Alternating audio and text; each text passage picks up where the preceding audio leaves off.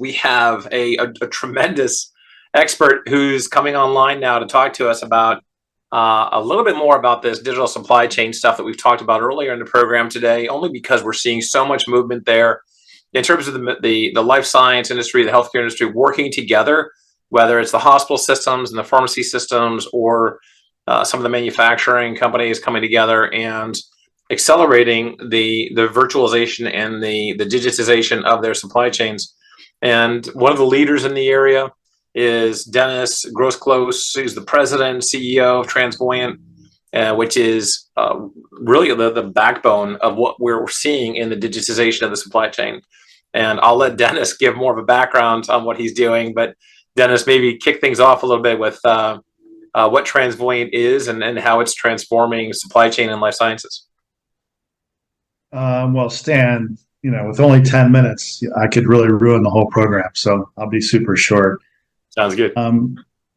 Transvoyant's been around for, a little bit over 10 years now. Really laser focused on pharmaceutical, life sciences, nutritional health customers around the globe. Also have some U.S. government customers as well in that area. And really we're focused on global end-to-end flow and decision-making in a new way across end-to-end supply chains, right? So in the old days, you'd buy vertical solutions for your warehouse and for planning and demand forecasting. And we lay on top of that and look at past, present, and future data. We stream our own data at ourselves and make predictions and interdictions and prevent things from happening in the supply chain. At a high level, that's what we do. It can run the gamut from running a huge distributor's distribution network to all the inbound flow and manufacturing into large pharmaceutical manufacturers. So we are blessed and thankful to have customers like Merck and McKesson and Convatec and DSM, which is a big European nutritional health company. And super happy to be here, Stan. Love what you guys are doing at Hill Lab in Columbia. So anytime I can help, I'll help. That's fantastic. I expect you're going to ask me a bunch of questions and I got to try to pretend I know what I'm saying. So do the best I can. Just do your best. Thank you. No, I appreciate that. And the audience is a very diverse audience of healthcare system leaders and digital health funders and digital health startups. So your perspectives and insights on some of the key digital transformation strategies that you're seeing from your position of leadership in the system, and what do you see being implemented in those systems relative to, and within the pharmaceutical supply chain that's really affecting and impacting efficiency and resilience, which is more important than ever?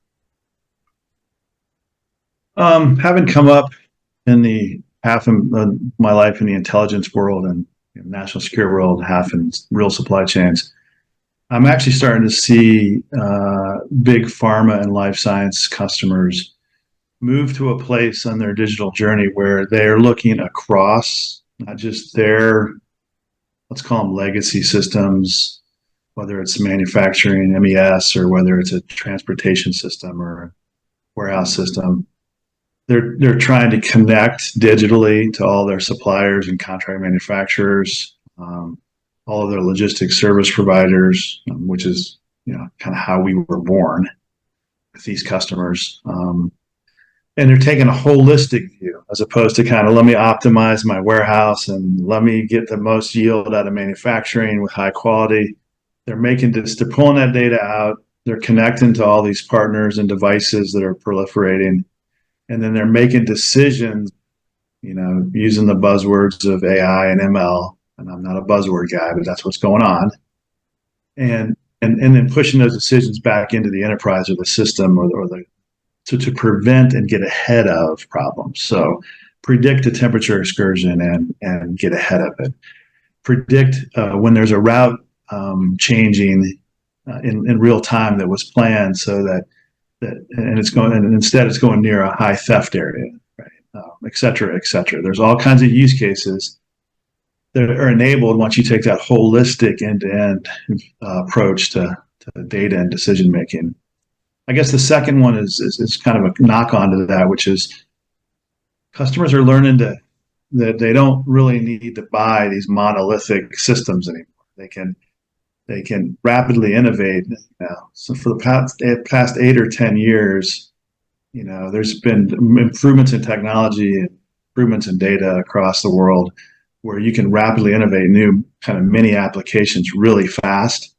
And instead of buying a particular vertical system, let's call it a WMS that has 100 features and you only need four of them, right? You can just quickly make those four features and keep on going. So it is slow because there's governance and there's Sarbanes-Oxley, and there's all kinds of systems that are in place that are systems of record. But it is starting to happen. A decision layer is coming on top of all those data and systems. That's Those are my two. No, that's big. And so when you start looking at partnerships and collaborations that are shaping the future of the pharmaceutical supply chain around the country, what and how are those being shaped? How are you seeing those come together? And what do you think the fruits of those will look like in 5 years, 10 years? I wish this was non-attribution and nobody could write what I say, but I'll do the best I can, Stan. I'm a little grayer than a lot of folks. We have global customers, so it's quite a bit different globally, right?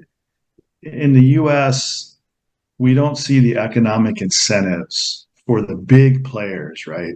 A manufacturer, a distributor, a paying organization, a provider. The economic incentives aren't quite aligned where there's really good, as a supply chain guy, demand, supply, information sharing. Obviously, price and cost transparency is not great. It's a little bit different in Europe. We do a lot of work there. And I'm not here to advocate a political view or anything. I'm just saying it's different. And we happen to, be on all sides of that through what we do. We can see shortages at a certain distribution center, but the manufacturer doesn't know about. And today there's no incentive to and we can't, obviously, that's not how we do business, right? So at a high level, there's a lot of economic incentive issues with collaboration. That's the bad news. The good news is at each one of those kind of little ecosystem silos, there's great work going on between a manufacturer, a logistics service provider, some of these new technology companies, not so much legacy stuff, and being able to, and even like sensor and hardware providers, right? Think of, temperature excursions and theft and tamper. That's collaborating well in each of those works. So it's happening in distribution, it's happening in manufacturing. We don't do a ton, at the point of care. So I don't have a good view for you there yet, but we're working on it. So negative is economic incentives are, as you guys all know, a mess. Positive is, and they're starting to happen across the ecosystem. So logistics service providers, think 3PL, 4PL, and technology providers, and a manufacturer or a supplier to a manufacturer or manufacturer and its contract manufacturer are starting to collaborate really well.